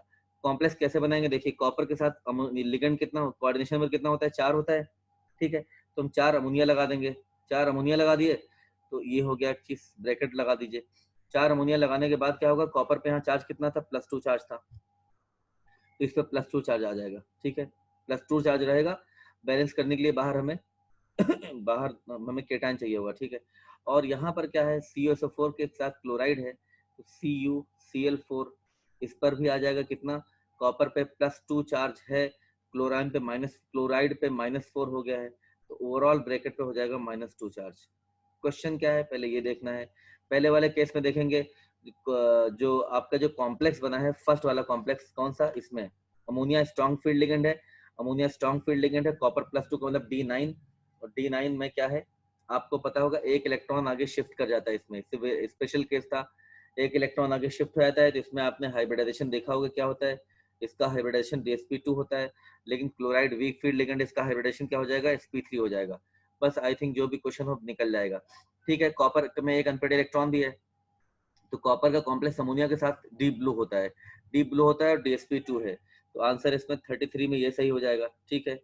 और D9 इसमें है। दूसरा पॉइंट ये है कि पोटेशियम के साथ जो कॉम्प्लेक्स बना है, क्लोराइड के साथ, पोटेशियम क्लोराइड के साथ जो बना है, इसमें लिगेंड यहाँ पर क्लोराइड था, तो यहाँ पर जिसको जो हमने कॉम्प्लेक्स बनाया है, इस कॉम्प्लेक्स का नाम क्या होगा, ये हो जाएगा आपका पोटेशियम टेट्रा क्लोराइडो क्यूप्रेट, क्यूप्रेट 2, ये हो जाएगा पोटेशियम टेट्रा क्लोराइडो। अच्छा, इसको बैलेंस करने के लिए क्या होगा, इसको दो तरह से लिख सकते हैं। ये जो हमारा कॉम्प्लेक्स है CuCl4 2 माइनस था, तो 2 माइनस हटा के बाहर 2 पोटेशियम भी लगा सकते हैं, ये भी बात है, चार्ज को बैलेंस कर दिया हमने। तो आंसर से क्या हो जाएगा इसका, आप IUPAC नेम देखेंगे, पोटेशियम टेट्रा क्लोराइडो क्यूप्रेट। क्यूप्रेट क्यों लगेगा, क्योंकि कोऑर्डिनेशन स्फीयर पे नेगेटिव चार्ज है, ठीक है। तो आंसर हो जाएगा हमारा, ये हो जाएगा, ठीक है, ओके। दूसरा है, KCN is added to which highly stable complex results Y, Y to Y, Y क्या है, अच्छा Y हमारा ये था, दिस वन Y ये था हमारा, ठीक है, Y ये है। तो इनफैक्ट ये जो क्लोराइड लिगेंड है, इससे ज्यादा क्या है, स्ट्रॉन्ग फील्ड लिगेंड है। ये बहुत ही इंटरेस्टिंग, बहुत इंपॉर्टेंट सवाल है, इसको ध्यान से देखिए। इसमें क्या होता है इसमें देखिए, जब इस कॉम्प्लेक्स में हम साइनाइड ऐड करेंगे तो साइनाइड ज्यादा स्टेबल लिगेंड है, ज्यादा स्ट्रॉन्ग लिगेंड है और ज्यादा स्टेबल कॉम्प्लेक्स बनाएगा। तो ये वीक फील्ड लिगेंड है क्लोराइड, ये क्लोराइड को रिप्लेस कर देगा। लेकिन इस रिप्लेस करने की प्रोसेस में कॉपर यहाँ जो +2 की स्टेट में है और इस कॉम्प्लेक्स में जो बना है, इस कॉम्प्लेक्स में कॉपर जो पहुंच गया है +1 की स्टेट में। ऐसा क्यों हो गया समझिए। तो जो साइनाइड हमारा है, ये साइनाइड ये कॉम्प्लेक्सिंग लिगेंड भी है, कॉम्प्लेक्सिंग भी है एंड रिड्यूसिंग भी है। तो यहाँ दोनों का काम कर रहा है। स्ट्रॉन्ग फील्ड लिगेंड है, इसलिए वीक फील्ड लिगेंड क्लोराइड को रिप्लेस करके नया कॉम्प्लेक्स बनाया है। लेकिन इस कॉम्प्लेक्स में आप देखेंगे कॉपर का रिडक्शन भी हो गया है, कॉपर +1 में आ गया है, कॉपर का रिडक्शन हो गया है। रिडक्शन होने की प्रोसेस में आप देखेंगे कि यहाँ पर साथ में ये बन गया, CN2 बन गया है। इस रिएक्शन को याद कर लीजिए आप, और क्लोराइड रिप्लेस हो गया है। ठीक है, तो ये कॉम्प्लेक्सिंग है और आपका वो भी है, रिड्यूसिंग लिगेंड भी है साइनाइड। इसी तरह अगर हम ऐसे भी ट्रीट कर देते हैं, अगर कॉपर सल्फेट को KCN से ट्रीट कर देते हैं एक्सेस में, अगर ये एक्सेस में लेके ट्रीट करते हैं तो ये तो दो स्टेप में रिएक्शन होती है। लेकिन सिंपल आप कॉपर +2 के स्टेट में डायरेक्ट याद कर लीजिए, तो कॉपर CN(4) 2- नहीं बनता है, याद रखिएगा। 2- का मतलब कॉपर +2 में है, ये -1 चार्ज हो जाएगा, इस पे -1 चार्ज होगा, सॉरी -3 चार्ज हो जाएगा और कॉपर का ऑक्सीडेशन नंबर अगेन यहाँ पर +1 हो गया है। तो ये कॉम्प्लेक्सिंग लिगेंड भी है, साथ में रिड्यूसिंग भी है। तो ये बहुत ही स्पेशल केस है, कई बार पूछा गया है कि कॉपर +2 से जब कॉपर +2 को एक्सेस ऑफ साइनाइड के साथ ट्रीट करते हैं तो जो कॉम्प्लेक्स बनता है, ये वाला कॉम्प्लेक्स बन जाता है। तो ये कॉम्प्लेक्स रिजल्ट करता है, बनता है, और इस कॉम्प्लेक्स में कॉपर जो है रिड्यूस भी हो चुका होता है। ये काफी इंपॉर्टेंट, इसको याद करें आप लोग। ठीक है, एक हमारा दिया हुआ है कॉम्प्रिहेंशन गिवन है। इस कॉम्प्रिहेंशन में क्या है देखिएगा क्वेश्चन नंबर कौन सा है ये, क्वेश्चन नंबर ये हो गया 36 स्टार्ट हो रहा है। Sulphur forms numerous compounds and show variety of oxidation states. It also exhibit a good tendency of catenation. It forms variety of oxo acids and oxo anions. Sulfur also occurs in several biomolecules and is also used in chemotherapy and sulfur drugs। ठीक है, ये दिया हुआ है। एक दिया हुआ है एक कंपाउंड गिवन है, तो सल्फापाइरिडीन इसका नाम है, was shown to be effective against pneumonia. एक ड्रग गिवन है सल्फापाइरिडीन। सल्फापाइरिडीन में पूछा गया है कि यहाँ पर क्या पूछा गया है, हाइब्रिडाइजेशन ऑफ सल्फर पूछा गया, बहुत आसानी से निकाल सकते हैं। सल्फर क्या है, सल्फर SO2 है, तो SO2 का मतलब 2 तो ऑक्सीजन लगे हैं इससे, इधर 2 ऑक्सीजन डबल बॉन्ड से लगा दीजिए, ऊपर ये कार्बन से लगा होगा, इधर नाइट्रोजन से लगा होगा। तो ये इसका स्ट्रक्चर है। ठीक है, ये ऊपर रिंग, ऊपर वाली रिंग होगा, इधर नाइट्रोजन, सॉरी नाइट्रोजन नहीं, इधर भी कार्बन से लगा हुआ है। ठीक है, जिस कार्बन, ये रिंग में तो कार्बन ही है, रिंग में नाइट्रोजन भी है। तो यहाँ सल्फर में देख ली कोई लोन पेयर तो है नहीं, 4 बॉन्ड पेयर है, तो हाइब्रिडाइजेशन क्या हो जाएगा, sp3। तो आसान सवाल था, ये sp3 हो जाएगा। ठीक है, अब क्वेश्चन हमारा ये है, देखिएगा ठीक से, ये जो हमारा एसिड है इसका नाम है सल्फामिक एसिड। अगर ये सल्फामिक एसिड हो जाएगा तो इसका नेगेटिव आयन बनाएंगे NH2SO3-, तो ये सल्फामेट हो जाएगा, इसका नाम हो जाएगा सल्फामेट। जैसे कार्बोक्सिलिक एसिड से कार्बोक्सिलेट होता है ना, ये हो जाएगा सल्फामेट, सल्फामेट हो जाएगा। और ये कार्बामिक एसिड है, तो इसका जो H हटाएंगे तो NH2CO-, ये हो जाएगा कार्बामेट, कार्बामेट। सल्फामेट का भी वैलेंसी कितना है 1, कार्बामेट का भी वैलेंसी कितना है 1। अब कुछ कंपाउंड्स गिवन है, पूछा गया कौन सा मैचिंग है, तो कैल्शियम सल्फामेट, कैल्शियम सल्फामेट बनाएंगे तो कैल्शियम ये होगा, कैल्शियम की वैलेंसी 2 है, सल्फामेट में ऐसा हो जाएगा, ऐसा होना चाहिए NH2 और SO3 होल ट्वाइस होना चाहिए। ये फार्मूला नहीं गिवन है। ठीक है, कैल्शियम सल्फामेट का फार्मूला ये गलत गिवन है।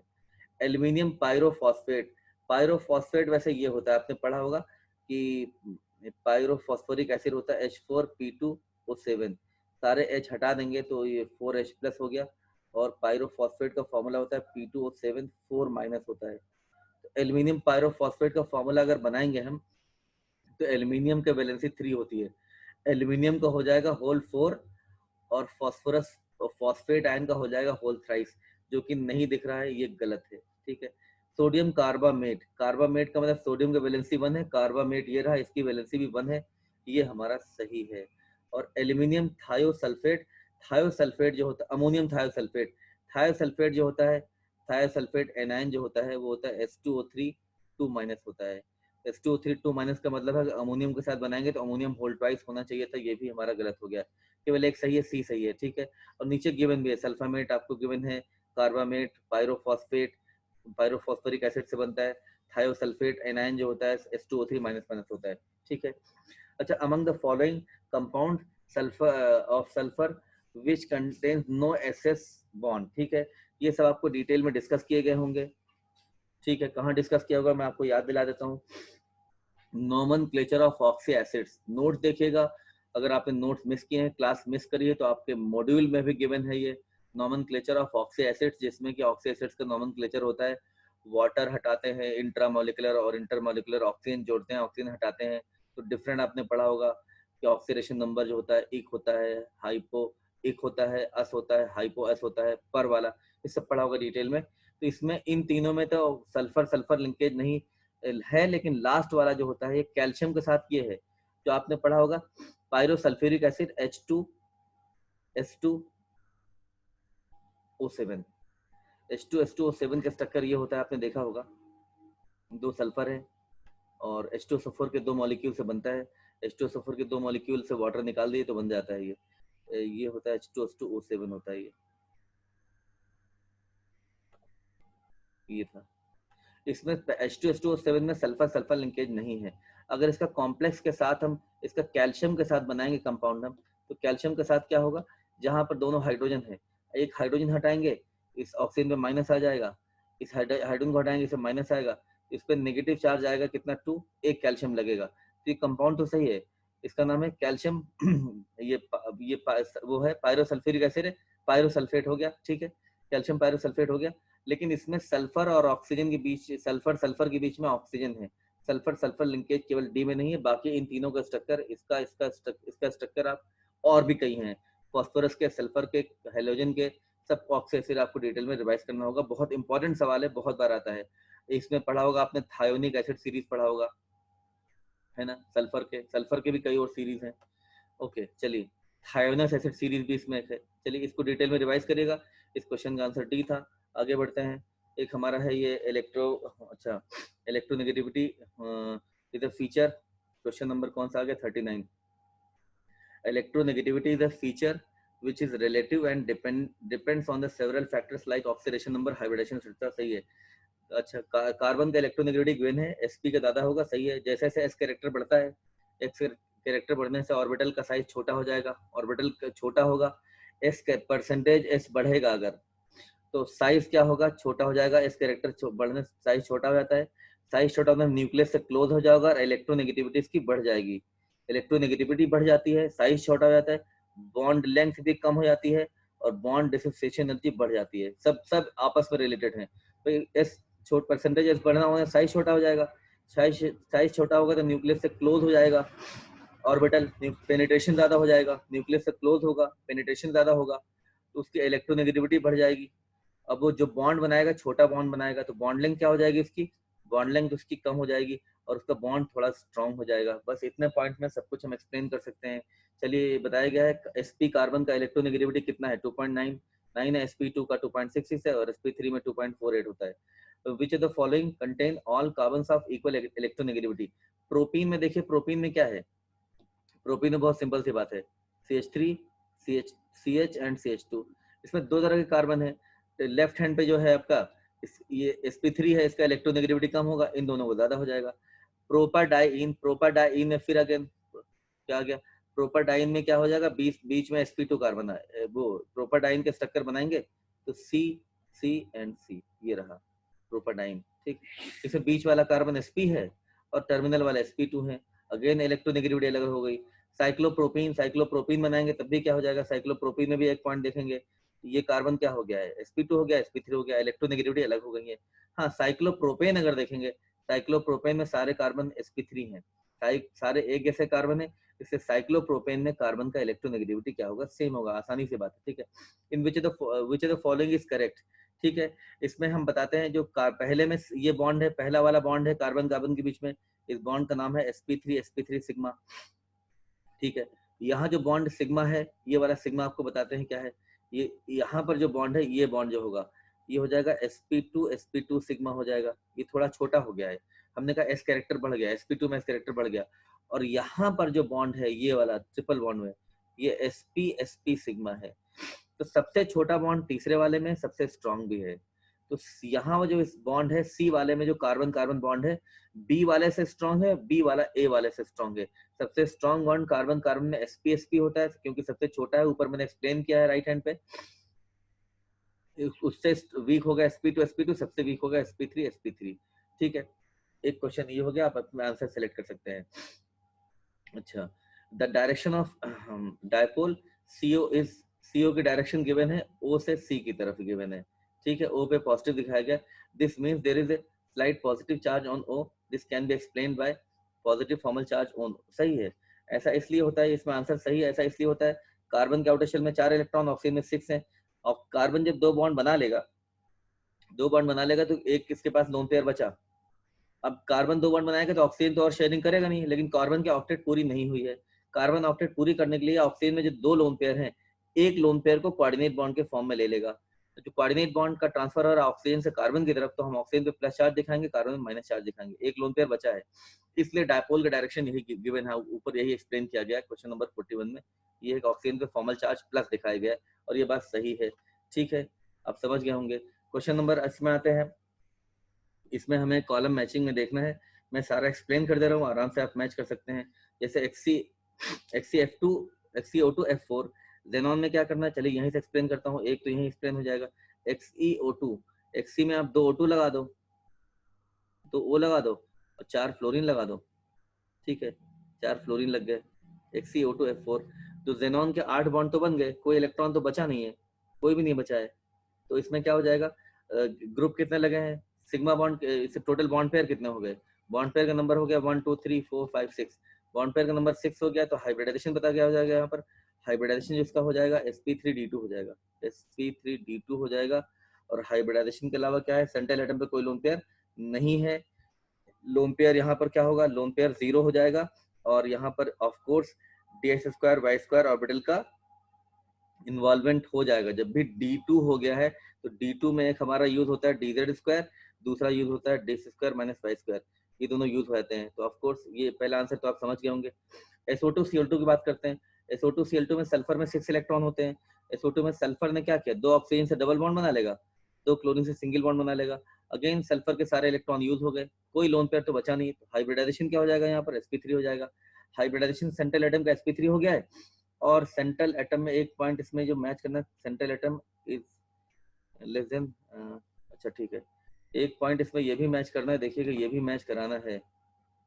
ठीक है, तो जेनॉन में ऑक्सीडेशन नंबर तो कितना हो गया था, 8 हो गया है। चलिए 8 हो गया। Contain central atom in oxidation state less than highest, ये भी आपको देखना है। तो जेनॉन का ऑक्सीडेशन नंबर कितना होता था, 8 होता था, तो हाईएस्ट हो गया। इस केस में सल्फर का ऑक्सीडेशन नंबर क्या है, +6 हो गया है। 2 ऑक्सीजन की तरफ चले गए, 2 4 और एक ऊपर एक नीचे। सल्फर यहाँ पर +6 में है, तो ये मैक्सिमम में है, तो इसमें कुछ सोचना नहीं है। इसका डी पॉइंट मैच नहीं करेगा, मैक्सिमम में है। डी वाला नहीं, एस वाला पॉइंट मैच नहीं करेगा। तो सेंट्रल एटम का हाइब्रिडेशन क्या है, sp3 है। अब बताते हैं COCl2 की। COCl2 का स्ट्रक्चर बनाते हैं, CO हो गया और Cl2 हो गया। कार्बन में कोई लोन पेयर तो बचा नहीं, ऑक्सीडेशन नंबर कितना है, +4 है। और हाइब्रिडाइजेशन क्या हो जाएगा, sp2 हो जाएगा। डी का कोई इन्वॉल्वमेंट नहीं हुआ, देखिए किससे किससे मैच होगा। और HClO3 में क्या होता है, HOCl double bond and double bond, एक लोन पेयर बच गया है।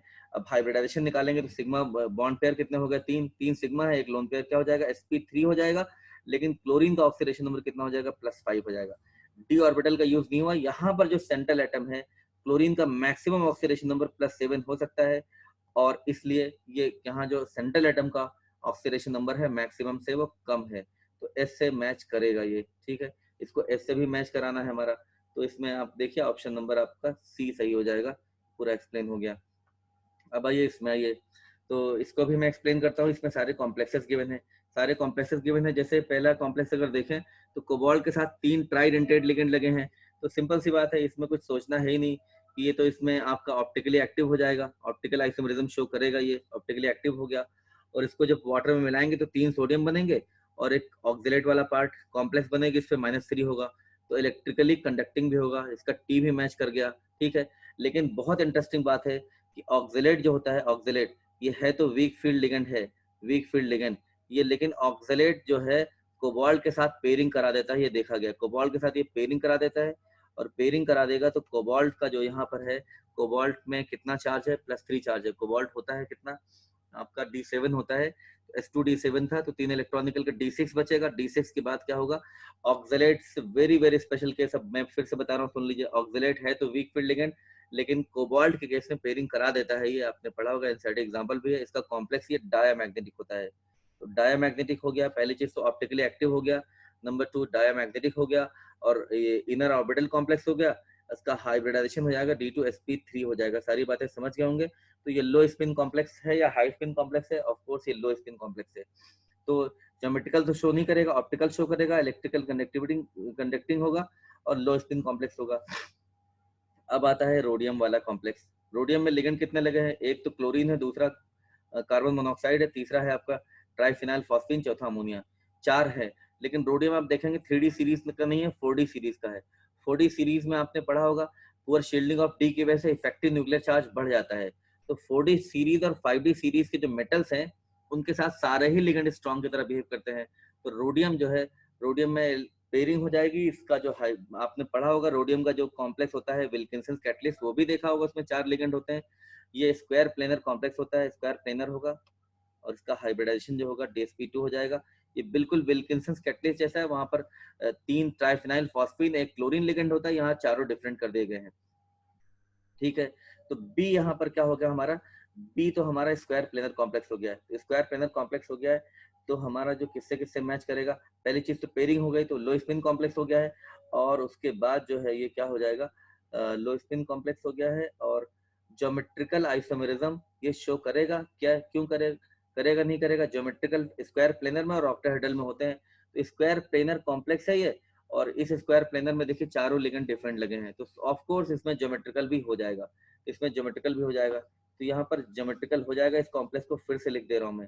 जो रोडियम का कॉम्प्लेक्स होता है ये वाला आपने पढ़ा होगा, एक रोडियम का ये भी होता है, रोडियम, उसके बाद होता है ClPPH3 होल थ्राइस, ये होता है chlorido triphenyl phosphine, tris triphenyl phosphine, rhodium 1। ये बिल्कुल ये भी क्या है, रोडियम वैसे तो ये लिगेंड बहुत स्ट्रांग नहीं है, ट्राइफिनाइल फॉस्फीन तो स्ट्रॉन्ग लिगेंड माना जाता है, ये स्ट्रॉन्ग ही होता है। लेकिन इसमें केवल अच्छा, इसमें भी क्या है, कोबाल्ट स्ट्रॉन्ग है, अमोनिया भी स्ट्रॉन्ग, स्ट्रॉन्ग लिगेंड लगे हैं, लेकिन स्ट्रॉन्ग लिगेंड नहीं भी लगा हो तो रोडियम जो है 3, इसमें से 3 स्ट्रॉन्ग लिगेंड है, यहाँ पर 3 तो स्ट्रॉन्ग लिगेंड है। रोडियम 3D सीरीज का मेटल नहीं, 4D है, और 4D और 5D सीरीज के मेटल्स के लिए वीक लिगेंड भी स्ट्रॉन्ग जैसे बिहेव करने लगते हैं, क्योंकि मेटल का इफेक्टिव न्यूक्लियर चार्ज बहुत बढ़ जाता है, ये आपने पढ़ा होगा। तो बिल्कुल ये भी DsP2 स्क्वायर प्लेनर है, ये विल्किंसन कैटलिस्ट के नाम से जाना जाता है, होमोजीनियस कैटलिस्ट में होता है। तो इसमें क्या होगा, देखिए बाहर तो कोई केटायन है नहीं, तो कंडक्टिंग नहीं होगा, ये आयनाइज नहीं होगा, कंडक्टिंग नहीं होगा, लेकिन ये ज्योमेट्रिकल आइसोमेरिज्म शो करेगा, स्क्वायर प्लेनर होगा, और लो स्पिन भी होगा क्योंकि इसमें पेयरिंग हो जाएगी, ठीक है। अगला जो कॉम्प्लेक्स हमारा है, इसके बाहर पोटेशियम है, पोटेशियम है तो ऑफकोर्स कंडक्टिंग होगा, कंडक्टिंग होगा, और कंडक्टिंग हुआ तो ये क्या होगा, शो कोलिगेटिव प्रॉपर्टीज। एक ऑप्शन CS भी है, इसको मैच करना है, show colligative properties corresponding two particles पर फॉर्मूला। तो पहले वाले में तो 4 पार्टिकल मिल रहे थे, ए में 4, 3 सोडियम और एक कॉम्प्लेक्स वाला आयनाइन, दूसरे वाले में आयनाइज नहीं होगा, तीसरे वाले में 2 पार्टिकल मिलेंगे, तो ये S से भी मैच कर जाएगा। और इसमें क्रोमियम के साथ 2 अमोनिया है और 4 साइनाइड है, सारे स्ट्रॉन्ग लिगेंड है। लेकिन क्रोमियम का ऑक्सीडेशन नंबर देखेंगे तो अमोनिया तो न्यूट्रल है, पोटेशियम पे +1 है, साइनाइड पे -4 है, तो क्रोमियम यहाँ पर हो जाएगा +3 में। लेकिन क्रोमियम +3 में क्या होता है, D3 होता है, D3 में पेयरिंग होने का कोई चांस नहीं है, ठीक है, D3 में पेयरिंग होने का कोई भी चांस नहीं है। तो सी वाला क्या हो जाएगा, सी वाला क्या, सी वाला किससे किससे मैच कर जाएगा, देख लीजिए। सी का क्या हो जाएगा, पहली चीज तो ये हो जाएगा हमारा अंदर के ऑर्बिटल यूज होंगे तो हो जाएगा D2sp3 हो जाएगा, और 3 अनपेड इलेक्ट्रॉन होंगे, पैरामैग्नेटिक भी होगा, और ये 2 आयन प्रोड्यूस करेगा तो ऐसे मैच कर जाएगा, इलेक्ट्रिकली कंडक्टिंग भी होगा, ठीक है। अब इसको आप मैच कर सकते हैं, ठीक। चलिए अगला हमारा जो कॉम्प्लेक्स है, बेरियम के साथ कोबाल्ट है, Br2 और Cl2 है, बेरियम के साथ कोबाल्ट, 2 Br2 2 Cl2, ठीक है। तो इसको पहली चीज तो कितने पार्टिकल देगा हमें देखना है, डी वाला आप देखिए कितने पार्टिकल देगा, डी वाला 2 पार्टिकल देगा, तो पहली चीज तो एस से मैच कर जाएगा। एक बेरियम मिलेगा यहाँ पर आपको, एक बेरियम मिल जाएगा, इसमें तो जब ब्रेक करेंगे तो एक बेरियम मिलेगा, बेरियम +2, और क्वाड्रेशन स्फीयर पे -2 मिलेगा। क्वाड्रेशन स्फीयर में -2 का मतलब है कोबाल्ट +2 की स्टेट में चला गया है, कोबाल्ट +2 की स्टेट में चला गया है। तो ठीक है, बाकी क्या क्या मैच होगा देखिए इसमें। बाकी है कोलिगेटिव प्रॉपर्टी 2 के बराबर शो कर देगा, ठीक है। अच्छा, कोबाल्ट में क्या होगा, इलेक्ट्रॉन कितने होंगे, D6 है, कोबाल्ट इस D7 था, तो D7 है, S2D7 था, कोबाल्ट होता है S2D7, तो +2 का मतलब है S0D7, S0D7, D7 में क्योंकि लिगेंड ये क्या है, वीक फील्ड लिगेंड है, अगर वीक फील्ड लिगेंड है तो क्या हो जाएंगे, ये पेयरिंग नहीं करेंगे, पेयरिंग नहीं करेंगे तो D7 में इलेक्ट्रॉन का जो नंबर होगा, अनपेयर्ड इलेक्ट्रॉन का नंबर 3 हो जाएगा, ठीक है। तो ये R से मैच कर जाएगा, paramagnetic with more than 2 unpaired electron, R से भी मैच कर जाएगा ये, ठीक है। चलिए, और जो है इलेक्ट्रिकली कंडक्टिंग तो होगा। चलिए, चारों हो गए कॉम्प्लेक्स। इसको आप वैसे भी कर सकते थे, कोऑर्डिनेशन केमिस्ट्री बहुत बार डिस्कस हो चुका है, ठीक है। तो ये हमने चारों कॉम्प्लेक्स बता दिए, ठीक। आगे आते हैं, देखते हैं। अब इसमें देखते हैं, पहला वाला कॉम्प्लेक्स है MN4, MnO4 प्लस, इस पे Mn पे +7 चार्ज है, +7 का मतलब हो गया है मैग्नीज D0 हो गया है। D0 का मतलब ये पैरामैग्नेटिक तो नहीं होगा, डायमैग्नेटिक हो जाएगा। डायमैग्नेटिक है लेकिन ये कलर्ड होता है, कलर्ड होता है ड्यू टू, आपने पढ़ा होगा चार्ज ट्रांसफर, तो कलर्ड हो जाएगा, ठीक है। MnO4 माइनस ये diamagnetic, paramagnetic, diamagnetic and coloured हो जाएगा। किससे मैच करेगा देख लीजिएगा। अच्छा, हाइब्रिडाइजेशन इसका होगा sp3, इसमें जो है दूसरे वाले में मैग्नीज जो है +6 में आ गया है, +6 में आ गया तो D1 हो जाएगा, D1 बचेगा। ये भी कलर्ड है लेकिन ये पैरामैग्नेटिक है, ये भी कलर्ड है, ये भी क्या है, लेकिन ये आपका हो जाएगा बी देखिए क्या है, B is paramagnetic, paramagnetic B है, और ठीक है। अब चलिए आगे देखते हैं, और हाइब्रिडाइजेशन का भी क्या होगा, ऑफ कोर्स sp3 हो जाएगा, ठीक है। निकल का ये कॉम्प्लेक्स अभी हमने थोड़ी देर में डिस्कस किया था पिछले क्वेश्चन में, कि कॉपर का जो है +1 कॉम्प्लेक्स होता है साइनाइड के साथ, जब बनता है तो प्लस कॉम्प्लेक्स बनाता है। तो ये मैंने बताया था, कॉम्प्लेक्स के साथ जब साइनाइड लगता है तो कॉम्प्लेक्सिंग लिगेंड भी है, रिड्यूसिंग भी है, इसकी पूरी रिएक्शन डिस्कस कर चुका हूँ। तो यहाँ तो कॉपर +1 की स्टेट में है, कॉपर +1 हो तो हो जाएगा S0D10 हो जाएगा। तो D10 का मतलब क्या हो जाएगा, कॉम्प्लेक्स में तो D10 हो गया है, तो पैरामैग्नेटिक होने का कोई मीनिंग नहीं है, तो क्या हो जाएगा, ये डायमैग्नेटिक हो जाएगा, डायमैग्नेटिक हो जाएगा, ठीक है। अच्छा, अब आया हमारा जो है आ जाएगा, डायमैग्नेटिक हो गया, एंड चलिए अगला देखते हैं, हमारा निकल के साथ कॉम्प्लेक्स है। अच्छा, सी वाले का शेप कैसा होगा, सी वाले का शेप कैसा होगा, जब ये D10 हो गया है तो ऑर्बिटल जो यूज होंगे, एक S का 3 P का ही हो जाएगा, sp3 हो जाएगा। sp3 का मतलब कितना हो जाएगा, टेट्राहेड्रल हो जाएगा, टेट्राहेड्रल कॉम्प्लेक्स है, S से भी मैच कर जाएगा, ठीक है। अब निकल के साथ जो डायमिथाइल ग्लाइक्साइम का कॉम्प्लेक्स है, ये कॉम्प्लेक्स जो है, इसमें निकल जो होता है DsP2 होता है, और स्क्वायर प्लेनर होता है, और ये चेरी रेड है, ठीक है। चेरी रेड कॉम्प्लेक्स है, ये आपको याद कर लेना है, पूरा डिटेल में पढ़ा होगा, स्क्वायर प्लेनर है ये, ठीक। चेरी रेड कॉम्प्लेक्स है, कॉम्प्लेक्स हम बना सकते हैं वैसे तो, बहुत बड़ा इसका स्ट्रक्चर है, आपने पढ़ा होगा, ठीक है। तो निकल का जो डायमिथाइल ग्लाइक्साइम के साथ जो कॉम्प्लेक्स होता है, ये निकल का कन्फॉर्मेटेड टेस्ट भी है क्वालिटेटिव एनालिसिस में। ये DsP2 स्क्वायर प्लेनर और चेरी रेड कॉम्प्लेक्स होता है, इसको आप याद कर लीजिए, ठीक है। और निकल का स्टेट कितना है, निकल यहाँ पर +2 की स्टेट में है, निकल +2 स्टेट में है, तो निकल +2 स्टेट में है, तो D8 होना चाहिए। D8 स्क्वायर प्लेनर में क्या हो जाएगा, पेयरिंग हो जाएगी, स्क्वायर प्लेनर में पेयरिंग हो जाएगी। देखा होगा आपने स्क्वायर प्लेनर कॉम्प्लेक्सेस का जो क्रिस्टल फील्ड थ्योरी पढ़ा होगा, वो आपने देख लिया होगा। तो पेयरिंग हो जाएगी, और पेयरिंग हो जाने के बाद ये स्क्वायर प्लेनर कॉम्प्लेक्स होता है। निकल ये DMG जो होता है, स्ट्रॉन्ग फील्ड लिगेंड की तरह ट्रीट होगा, इसमें नाइट्रोजन भी नाइट्रोजन डोनर होता है। तो अच्छा, चलिए, ये चारों ऑप्शन आपके हो गए, आगे बढ़ते हैं।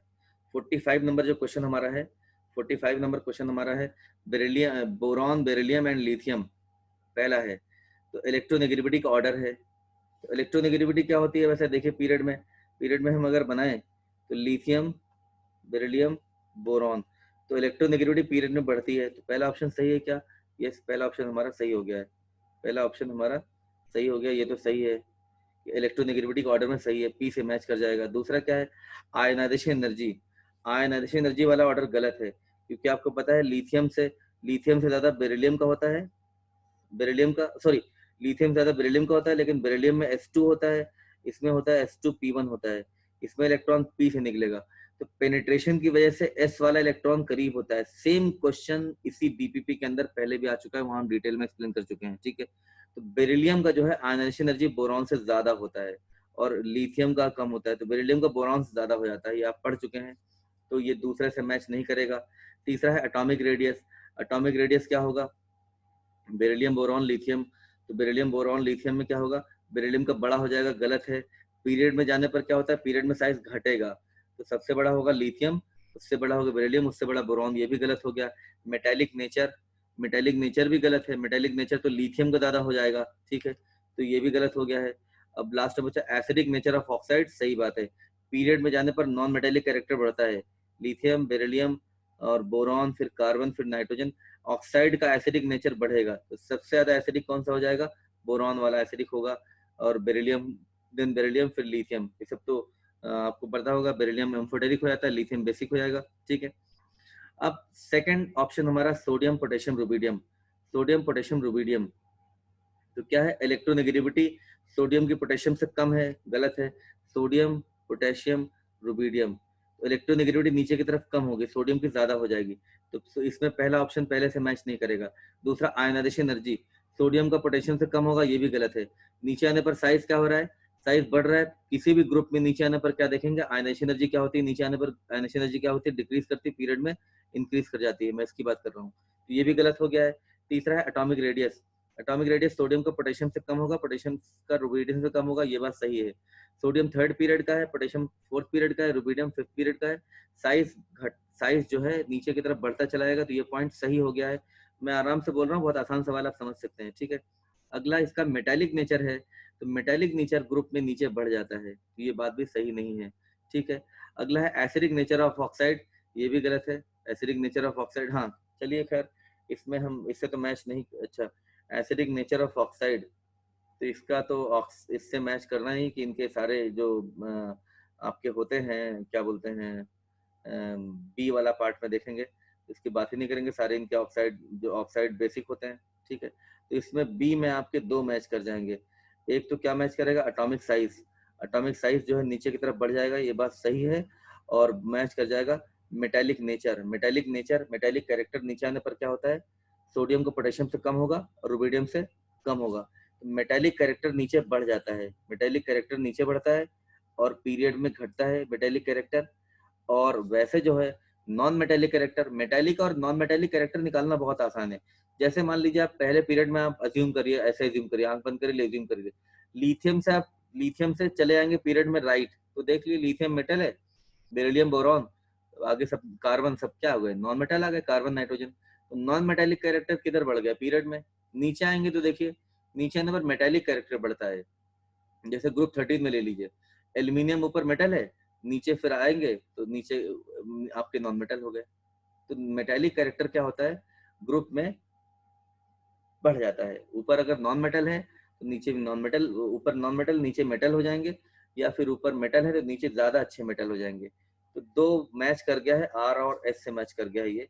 अब हमारा तीसरा पॉइंट है जिंक और कैल्शियम। जिंक आपको पता होगा डी ब्लॉक एलिमेंट है, कैल्शियम हमारा एस ब्लॉक एलिमेंट है। जिंक जो है, अब देखना है पहली चीज तो इलेक्ट्रोनेगेटिविटी, सही बात है, जिंक का इलेक्ट्रोनेगेटिविटी जो है कैल्शियम से ज्यादा होगा, क्योंकि डी, इसमें डी ऑर्बिटल भी है, डी ऑर्बिटल की पुअर शील्डिंग आएगी, जिंक का इफेक्टिव न्यूक्लियर चार्ज ज्यादा होगा। जिंक डी ब्लॉक जो मेटल होते हैं इनके इलेक्ट्रोनेगेटिविटी थोड़ी ज्यादा होती है, कम इलेक्ट्रोपॉजिटिव मेटल होते हैं, जिंक का इलेक्ट्रोनेगेटिविटी कैल्शियम से ज्यादा हो जाएगा, तो पहला पॉइंट पी से मैच कर जाएगा। दूसरा पॉइंट है जिंक का आयनाइजेशन एनर्जी भी ऑफ कोर्स डी ब्लॉक है, इसका आयनाइजेशन एनर्जी भी क्या हो जाएगा, ज्यादा हो जाएगा। इसमें पुअर, इसमें क्या आ गई, डी, जिंक में D10 है, D10 का मतलब वही poor shielding by D electrons, D electrons की पुअर शील्डिंग की वजह से इफेक्टिव न्यूक्लियर चार्ज बढ़ जाएगा, इफेक्टिव न्यूक्लियर चार्ज बढ़ने से इलेक्ट्रोनेगेटिविटी बढ़ जाएगी, ठीक है। तो इसमें क्या हो जाएगा, हमारा पहला पॉइंट तो हमारा देखा आपने कि इलेक्ट्रोनेगेटिविटी जिंक की ज्यादा हो जाएगी। नंबर 2 पॉइंट यहाँ पर हम देखेंगे आयनाइजेशन एनर्जी भी ज्यादा हो जाएगी। नंबर 3 पॉइंट हम देख सकते हैं कि अगर हम देखें अच्छा, इसको इसमें जो है आपका किससे किससे मैच किया गया है। चलिए आंसर तो आप अच्छा, तीसरा बस। चलिए इसमें क्या है, मेटेलिक नेचर। मेटेलिक नेचर जो है जिंक का कैल्शियम से ज़्यादा नहीं होगा। एटॉमिक रेडियस, एटॉमिक रेडियस भी क्या होता है, कैल्शियम के बाद आप जाएंगे तो पीरियड में एटॉमिक रेडियस कम होने लगता है। जिंक में तो कॉन्ट्रैक्शन भी हो जाएगा डी की वजह से। ठीक है, तो चलिए, तो ये जिंक वाला किससे किससे मैच कर गया ये आप देख लीजिए। अच्छा, अगला पॉइंट देखते हैं, सल्फर और सेलेनियम। सल्फर और सेलेनियम में क्या करना है हमारा, क्या क्वेश्चन देखना है, 4-5 ऑप्शन देखने हैं। सल्फर सेलेनियम, तो हम देखेंगे ऑक्सीजन, सल्फर, सेलेनियम। सल्फर से नीचे सेलेनियम आएगा, तो पहली चीज देखेंगे साइज तो बड़ा हो जाएगा, इलेक्ट्रोनेगेटिविटी कम हो जाएगी। ठीक है, इलेक्ट्रॉन गेन एंथैल्पी भी यहाँ से यहाँ तक कम हो जाती है, यहाँ से बढ़ जाती है। क्या क्या देखना है हमें, अच्छा, एसिडिक नेचर का जो ऑक्साइड का एसिडिक नेचर होता है, ऑक्साइड का एसिडिक नेचर ये आपको पता है। ऑक्साइड का एसिडिक नेचर इधर पीरियड में बढ़ जाता है, इंक्रीज करता है, और ग्रुप में घट जाता है। ठीक है, ग्रुप में घटता है, ये डिक्रीज कर जाता है। जैसे आप नाइट्रोजन वाली फैमिली में देखें, नाइट्रोजन में होता है HNO3 और HPO3, ज़्यादा एसिडिक HNO3 होता है। क्लोरीन वाले में देख लीजिए HClO4, HbRO4, नीचे आने पर क्या होता है, एसिडिक नेचर घट जाता है। तो ठीक है, इसमें तो सल्फर और सेलेनियम में पहला इलेक्ट्रोनेगेटिविटी सल्फर का सेलेनियम से ज़्यादा होगा, सही है। आयनाइजेशन एनर्जी भी ज़्यादा होगा, सही है। Atomic size, atomic radius sulphur से ज़्यादा सेलेनियम का होगा, ये गलत दिया हुआ है। मेटेलिक नेचर की चलिए बात ही इसमें नहीं करते, मेटल नहीं, नॉन मेटल है। एसिडिक नेचर ऑफ ऑक्साइड अगर देखेंगे तो सल्फर का सेलेनियम से ज़्यादा हो जाएगा। तो इससे मैच कितने हो रहे हैं देख लीजिए, आपके पास लिखा हुआ है PKT मैच कर गए हैं। तो ये हमारा DPP फिनिश हो गया है, और अगला DPP आपको आता रहेगा। DPP 2 का सोल्यूशन कंप्लीट हो गया है। ठीक है, बाकी कोई डिस्क्रिपेंसी लगती है तो आप लोग कांटेक्ट कर लीजिएगा, हम लोग अवेलेबल हैं, व्हाट्सएप पे अवेलेबल है। हमें बहादुर सर, मयंक सर या और भी जितने टीचर हैं